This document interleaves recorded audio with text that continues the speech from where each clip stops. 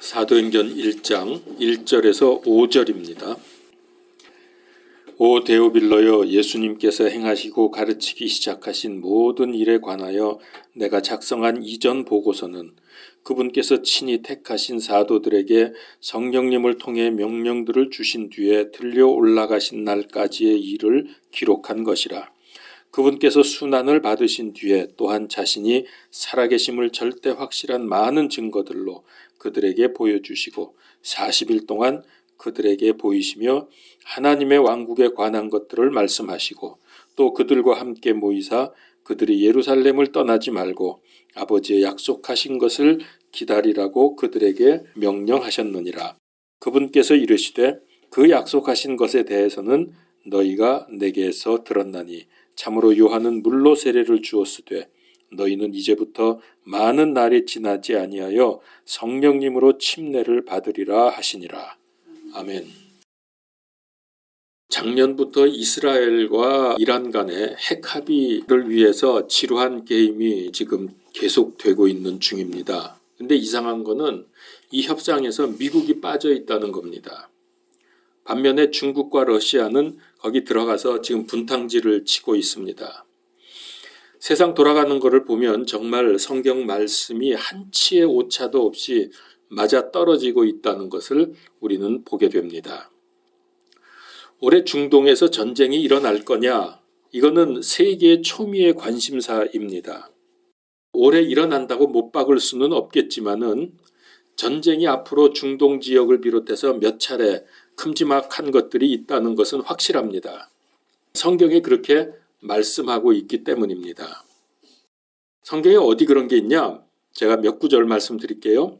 에스겔서 38장, 39장, 그리고 계시록 6장, 9장 이런 데 보면은 분명하게 기록을 하고 계십니다. 자, 그 중에서 우리 하나만 확인을 해보죠. 에스겔서 38장 9절을 보겠습니다. 여기 네가라는 말씀이 나오죠. 너는 여기서 누구냐면요. 이제 앞으로 그렇게 되겠지만은 아랍 나라들하고 공산주의 국가 연합군들을 말합니다. 이게 이제 성경에 보면 곡이라고 나옵니다. 곡과 마곡 이런 말 성경에서 보셨죠? 곡 연합군들을 말하는 겁니다. 너라는 것은. 자, 38장 9절. 내가 폭풍같이 올라와 그들에게 임할 것이요. 너 곧 너와 내 모든 때와 너와 함께한 많은 백성이 구름같이 그 땅을 덮으리라. 그 땅은 당연히 가나안 이스라엘 땅이죠. 자, 15절을 보죠.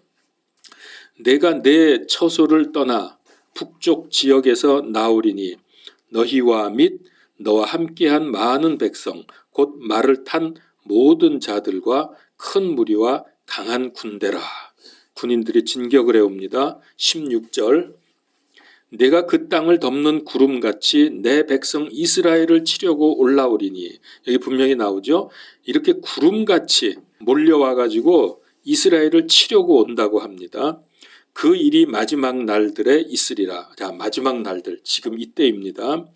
오 고가, 내가 너를 데려다가 내 땅을 치게 하리니 이것은 내가 이교도들의 눈앞에서 내 안에서 거룩히 구별될 때에 그들이 나를 알게 하려 함이니라. 자, 여기 분명히 보면은 곡의 연합군들이, 그러니까 여기 곡의 연합군은 아랍 군대하고 공산 국가들의 군대인 것이 거의 확실하죠. 요즘 세상을 보면은. 자, 이런 연합군들이 이스라엘을 공격할 것을 말씀을 하고요. 그러나 마지막에 뭐라 그래요? 16절 끝에 보면은 그렇게 하는 이유는 이것은 내가 이교도들의 눈앞에서, 그러니까 이방인들 내 안에서 거룩히 구별될 때에 그들이 나를 알게 하려 함이라.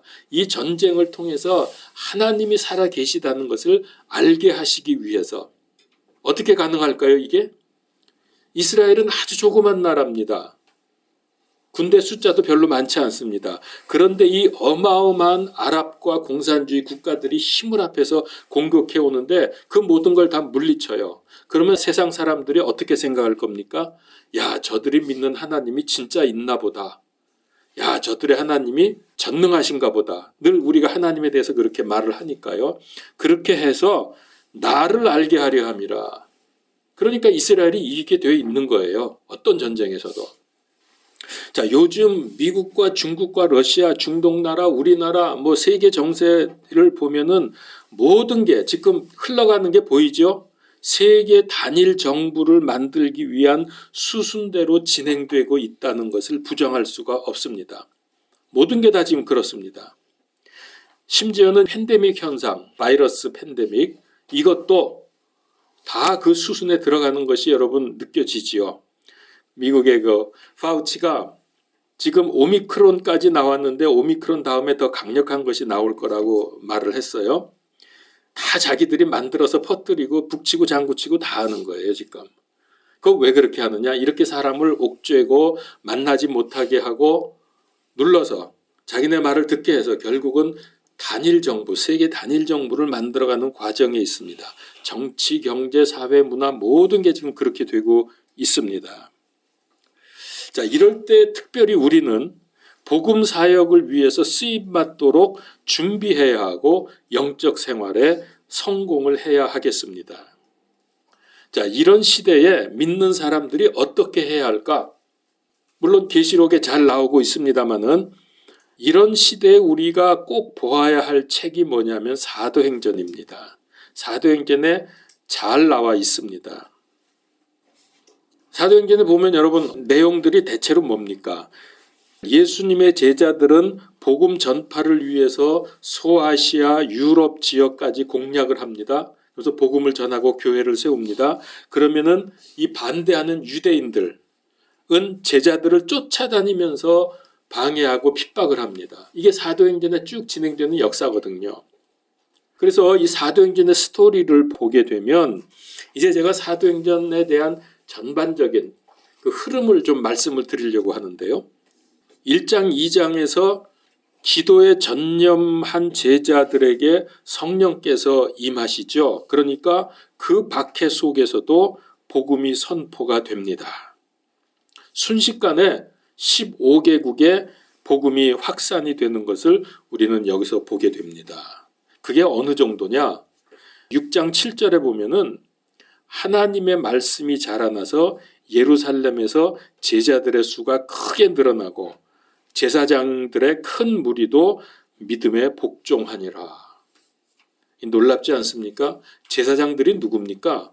복음을 핍박하던 사람들 아닙니까? 그들의 큰 무리가 돌아왔어요. 그리고 사도행전에 보면 한 번에 3,000명, 5,000명이 회개하고 돌아오는 놀라운 일들이 일어납니다. 핍박으로 흩어진 그리스도인들이 고난 속에서도 복음 사역을 계속하니까 요소마다 복음의 일꾼들이 세워집니다.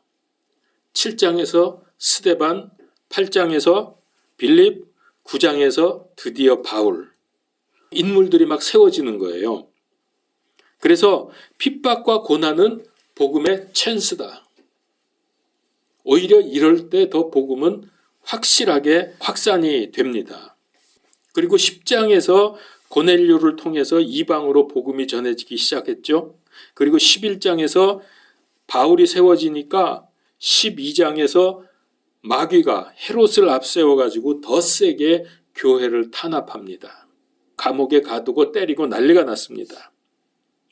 그러나 13장에 들어가면 드디어 바울이 복음의 전면에 나섭니다. 복음의 전면에 등장하면서 제1차, 2차, 3차 세계 선교 사역을 하게 되고 마지막에 네 번째는 로마에까지 복음이 전해지는 큰 역사가 일어납니다.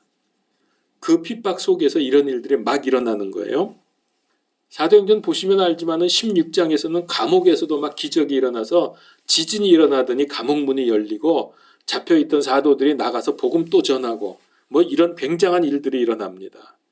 그러니까 방해하면 할수록 복음은 더욱 왕성하게 퍼져나갑니다. 그러니까 이게 얼마나 대단했는지요. 이게 복음의 원수들이 한 말을 좀 보십시오. 이 복음의 원수들 17장 6절에서 세상을 뒤집은 이 사람들이 여기에도 이르렀도다. 그러니까 이 원수들이 볼 때도 저 제자들은 막 세상을 뒤집고 다니는 거예요. 아무리 자기들이 핍박을 하고 방해를 해도 안 된다 이거죠. 세상이 막 뒤집어지고 있습니다. 이게 예수 그리스도 복음의 능력입니다.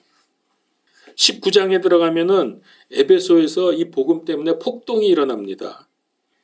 아데미 여신상 만들어가지고 파는 사람들이 주축이 돼서 폭동을 일으키지 않습니까? 그럼에도 불구하고 그 내용을 보게 되면 이 전도자들은 안전하게 피신을 하게 되죠. 다 구출을 받습니다.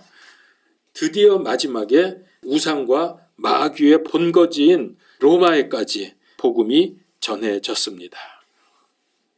자, 이게 사도행전에 쭉 이렇게 전 세계로 복음이 선포되는 것을 우리가 보죠. 자, 그러면 이제 우리가 여기서 꼭 알아야 할 것이 있습니다. 사도행전을 제대로 이해하려고 하면 여러분 모든 이런 역사들, 엄청난 핍박과 탄압 속에서도 복음이 힘있게 확산되고 있다는 이 사실이 이게 도대체 어떻게 해서 가능한 거냐? 그거를 알려면은 사도행전 1장을 바로 알아야 합니다. 1장을 알면 그 다음부터는 일사천리로 진행이 되는 겁니다. 자, 우리가 잘 아는 대로 1장 8절에서 예수님이 명령하셨습니다. 오직 성령이 너희에게 임하시면 너희가 권능을 받고 예루살렘과 온 유대와 사마리아와 땅끝까지 이르러 내 증인이 되리라 그랬어요. 어떻게 해야 된다고요? 그게 성령이 임하시면 되는 겁니다. 그리고 11절에 보면은 재림의 약속을 했습니다. 자, 그러니까 복음을 전하라는 말씀, 그 다음에 내가 다시 오겠다는 이 말씀이 있고요. 그러니까 이 명령과 약속들을 붙들고 본격적인 기도에 돌입을 합니다. 1장에서 이게 가장 중요한 거예요. 1장을 알면 2장부터 전부 풀리는데 1장에서 핵심이 뭐냐? 이 12절부터 나오는 본격적인 기도. 그러니까 여러분 이거 우리가 무슨 일을 하려고 자꾸 나서고 그럴 게 아니라 우리가 해야 될 어디까지 해야 되고 어디서부터 우리가 정지해야 되느냐 이걸 알아야 되는데 반드시 해야 될 것이 뭐냐면은 여기입니다. 1장 12절부터 나오는 영적이고 믿음의 기도, 영적인 기도, 믿음의 기도. 이것이 우리 믿는 사람의 의무입니다. 이게 되면 그 다음에 어떤 일이 벌어져요? 2장에 들어가니까 성령께서 임하셔가지고 어마어마한 역사가 일어나죠. 근데 이게 안 되면 그 다음엔 아무것도 안 되는 거예요. 그래서 늘 우리 교회에서 주장하는 게 뭡니까? 영적 생활, 말씀과 기도. 이거 되면 그 다음에 성령께서 하신다. 근데 이거 안 하면 그 다음에 아무것도 안 됩니다. 그래서 1장에 이런 일이 있었어요. 1장에 120명의 제자들이 모여서 전적으로 기도했더니 성령님이 임하시더니 복음이 전 세계로 확산이 되었다는 겁니다. 그래서 여러분 2장에 들어가면 불 같고 태풍 같은 성령의 역사가 일어나죠. 그러면서 복음이 기름에 불을 붙인 것처럼 막 엄청나게 확산되고 뻗어나갑니다. 그 불길이 로마에까지 들어갑니다. 누가 상상이나 했겠습니까? 로마에까지 복음이 들어갈 줄은. 근데 그게 어느 정도로 깊이 들어갔냐? 교회사에서 보면은요, 로마의 궁궐 깊숙이 들어가서 궁궐 안까지. 그러니까 로마가 견디질 못하는 거예요. 아니 지금 기독교인들을 그렇게 핍박을 하는데 글쎄 로마의 궁중에 있는 수많은 사람들이 고관 대작들이 다 예수를 믿는 거예요. 그러니 이거 어떻게 합니까? 어떻게 핍박을 합니까? 결국 기독교가 로마의 국교가 됩니다. 그래서 우리 로마 이렇게 하면 뭔가 기독교 느낌이 있잖아요. 로마 그러면은 국교가 되는 거예요. 물론 이렇게 국교가 되는 이면에는 문제가 많이 있습니다. 그러나 그것 따지기 전에 이만큼 그들이 복음을 막을 수 없어서 결국은 막으면 막을수록 급속도로 번져나가는 이 복음을 감당할 수가 없으니까 결국은 무릎을 꿇은 겁니다. 그래서 황제도 우리가 알죠. 콘스탄티누스 황제가 기독교인이 됐다는 거.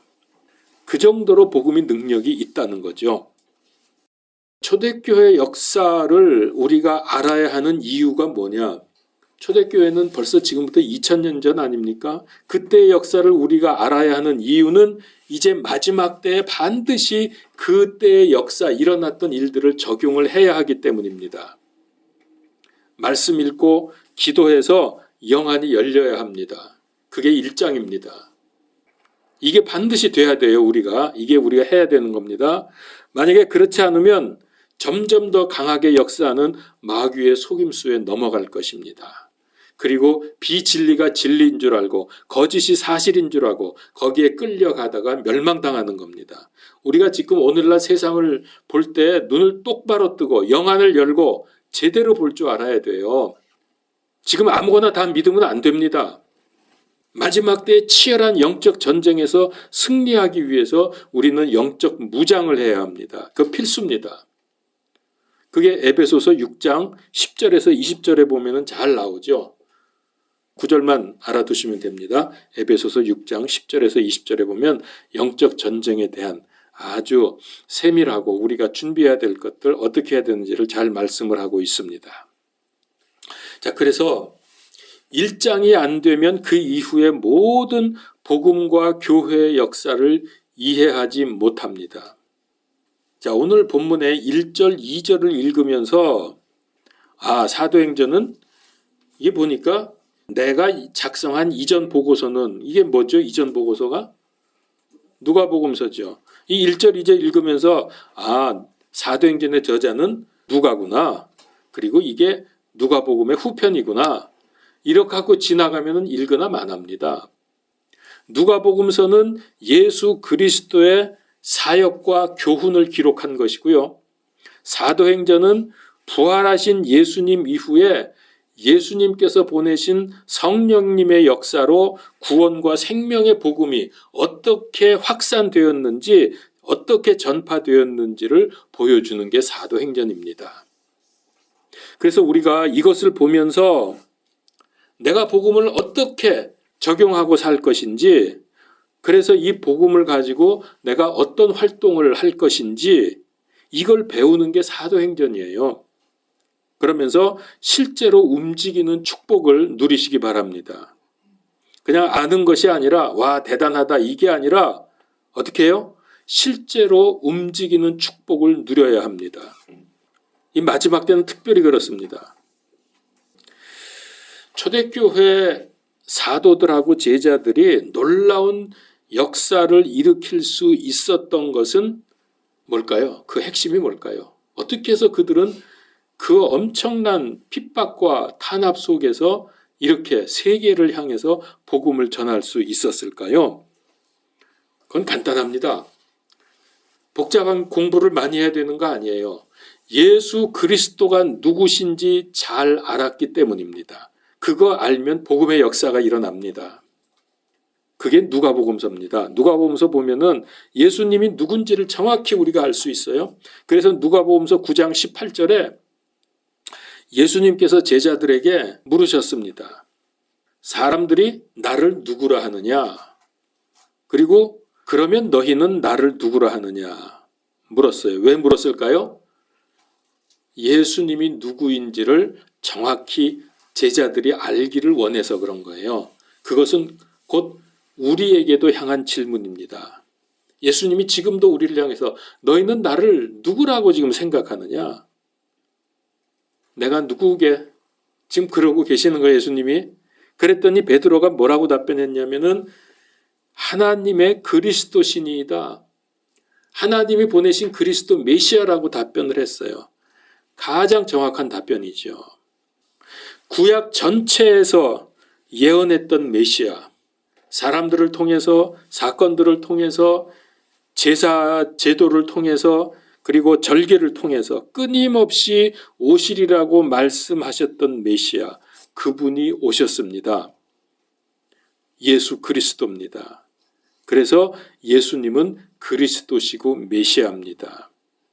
근데 이 사실이요, 얼마나 놀랍고 능력이 있는지 이거를 아는 제자들을 통해서 그 짧은 몇십 년 만에 세계를 뒤집어 놓았어요. 바울은 부활하신 예수님을 만나자마자 즉시로 완전히 변화가 되어서 복음에다 인생과 목숨을 걸었습니다.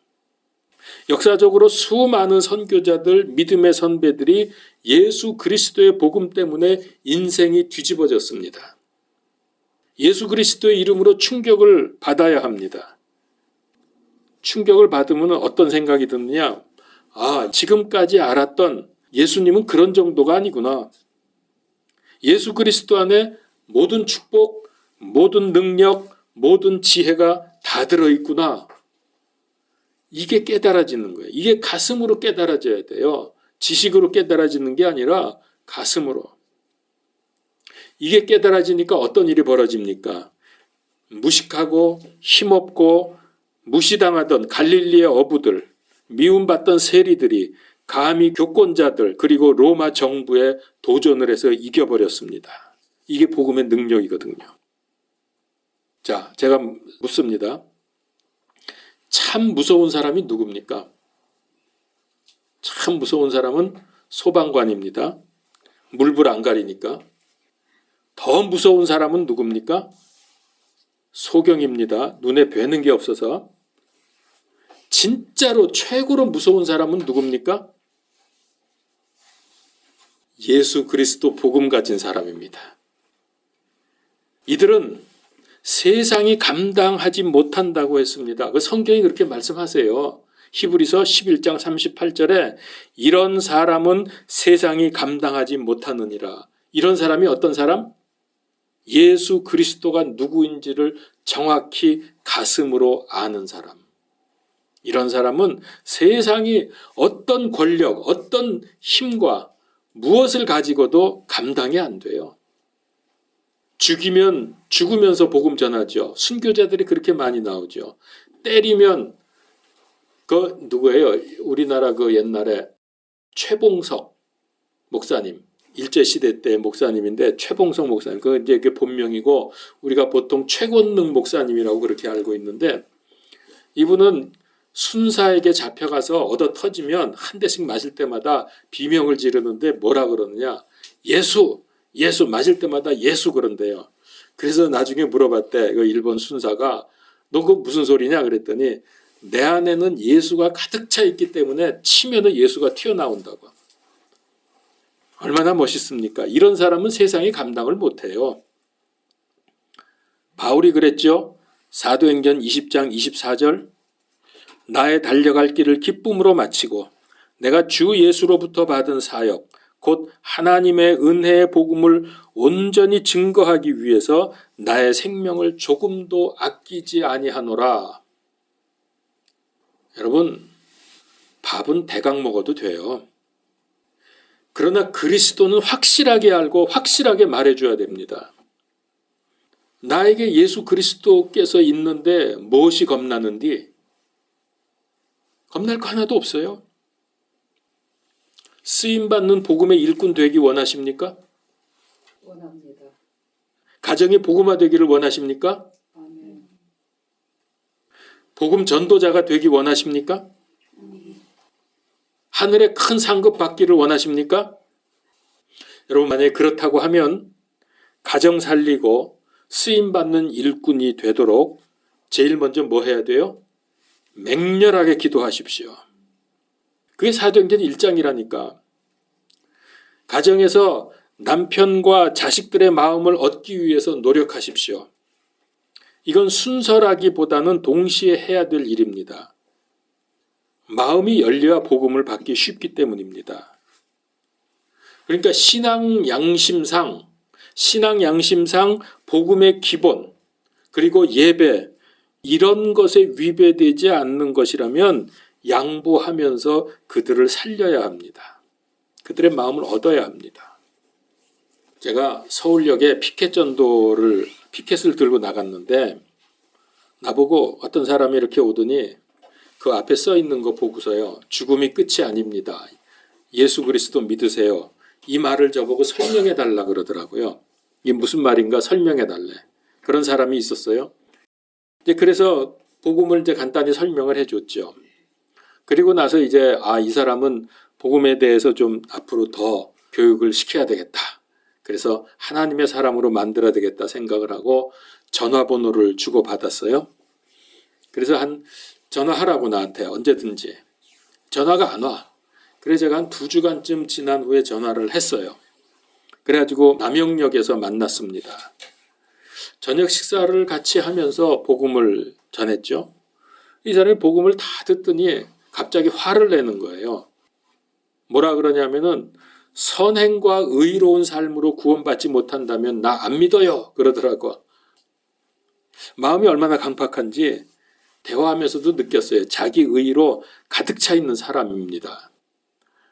자기 고물 줍는다 그러는데 고물 주면서 하는 게 어떻게 보면은 얼뜻 보면은 노숙자 같은데 자기는 노숙자 아니라고 계속 강조를 해요. 그래서 고물 주어가지고 이렇게 산다고. 그래서 그러냐고. 그러면서 자기는 그러면서도 지나가다 노숙자나 불쌍한 사람이 있으면 도와준대요. 그래서 좋다고. 근데 그걸로 구원 못 받는다 그러니까는 화를 내더라고요.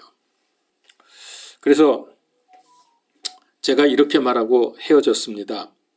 내가 복음의 핵심을 다 말해줬으니까 시간을 두고 천천히 곰곰이 생각을 해보십시오.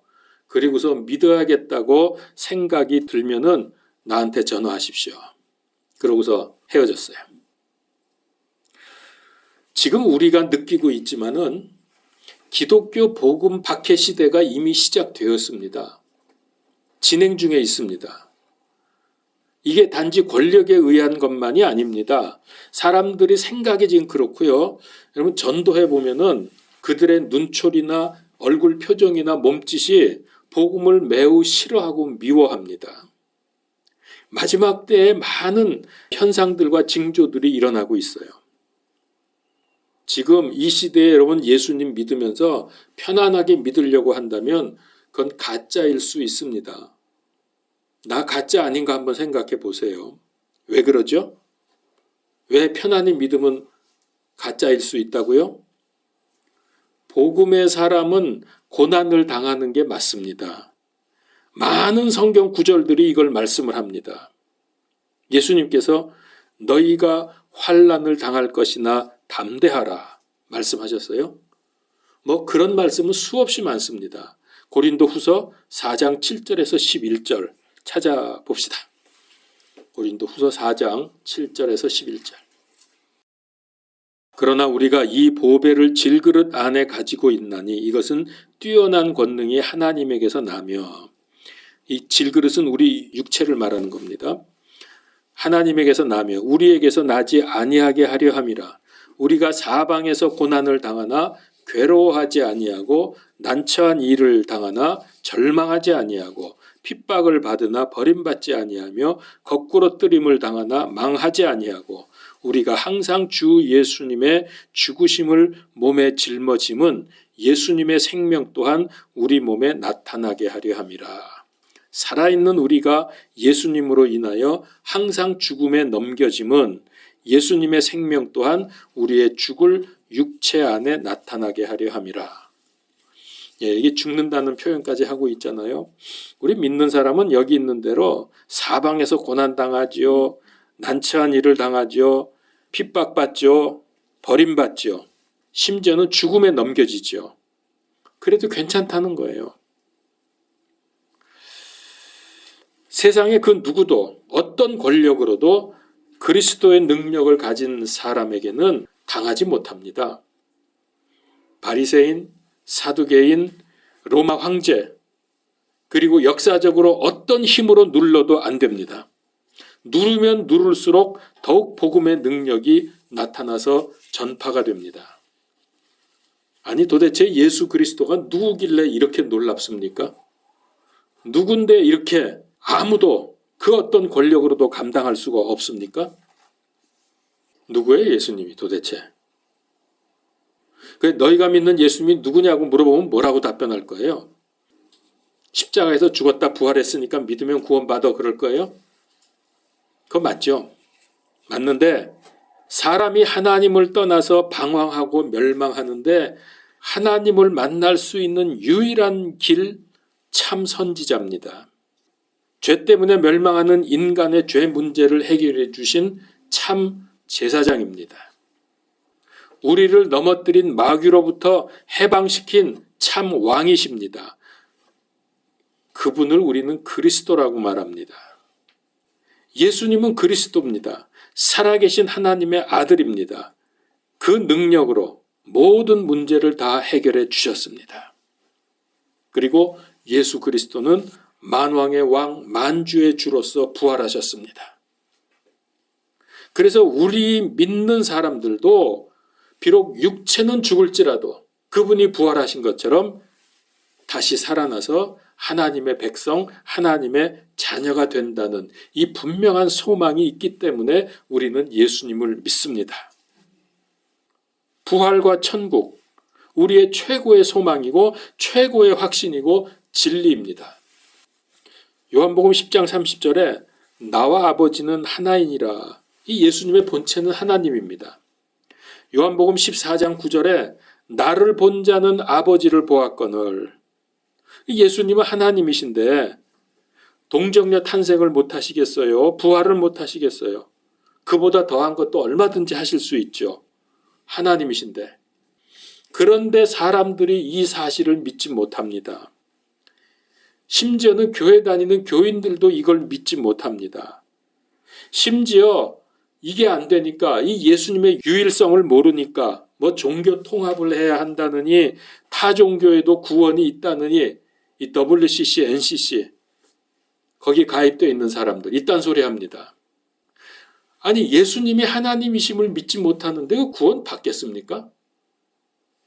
여러분, 무엇보다 예수 그리스도의 복음의 내용을 정확히 알고 내가 복음을 누리면서 삶 속에서 근심, 걱정, 분노, 불안, 포기 이런 거 하지 말고 영적 생활하면서 믿음으로 전진하십시오. 그러면 하나님께서 역사하시고 해결해 주시고 이루어 주시고 은혜 베푸시고 축복해 주십니다. 여기에 다 들어있어요. 이 안에 다 들어있어요. 예수 그리스도 안에. 그래서 예수 그리스도의 지상명령 1장 8절, 11절의 재림 약속 이 두 가지를 붙들고 120명이 모여서 죽기 살기로 기도했더니 성령님이 임하셔서 온 세계의 복음이 증거되는 겁니다. 이게 사도행전입니다. 영적 생활에 성공하십시오. 기도하겠습니다. 하나님, 예수 그리스도 너무나도 우리가 오해하고 있습니다. 이제 주님 말씀을 통해서 이해가 되게 하시고 가슴으로 예수님을 만나고 하나님의 능력으로 세상을 살리는 일꾼들이 되게 하여 주시옵소서. 우리 가정이 복음화되게 하시고 다 믿고 한자리에 나와 함께 예배드리며 기뻐하며 감사하며 행복해하는 그날을 속히 허락하여 주시옵소서. 예수 그리스도 이름으로 기도하옵나이다. 아멘.